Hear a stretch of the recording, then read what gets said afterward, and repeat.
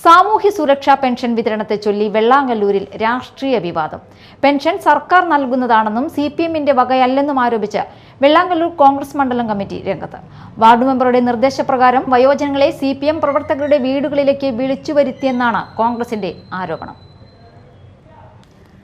സാമൂഹ്യ സുരക്ഷാ പെൻഷൻ വിതരണവുമായി ബന്ധപ്പെട്ട് CPM-നെതിരെ രൂക്ഷ വിമർശനവുമായി വെള്ളാങ്കല്ലൂർ കോൺഗ്രസ് മണ്ഡലം കമ്മിറ്റി.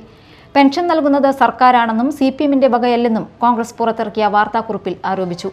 വെള്ളാങ്കല്ലൂർ പഞ്ചായത്തിലെ 1-ാം വാർഡിൽ സാമൂഹ്യ സുരക്ഷാ പെൻഷൻ വിതരണം ചെയ്യുന്നത് LDF വാർഡ് മെമ്പറുടെ നിർദ്ദേശപ്രകാരം വയോജനങ്ങളെ CPM പ്രവർത്തകരുടെ വീടുകളിലേക്ക് വിളിച്ചുവരുത്തിയാണെന്നാണ് കോൺഗ്രസിന്റെ ആരോപണം.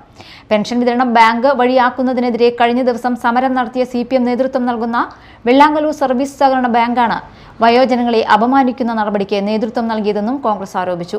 പെൻഷൻ വിതരണത്തെയും സഹകരണ ബാങ്കിനെയും രാഷ്ട്രീയ ലക്ഷ്യങ്ങൾക്കായി ഉപയോഗിക്കുന്നവർക്കെതിരെ പ്രതിഷേധിക്കണമെന്നാണ് കോൺഗ്രസ് വാർത്താക്കുറിപ്പിലൂടെ ആവശ്യപ്പെട്ടത്. Media time, Vellangallur.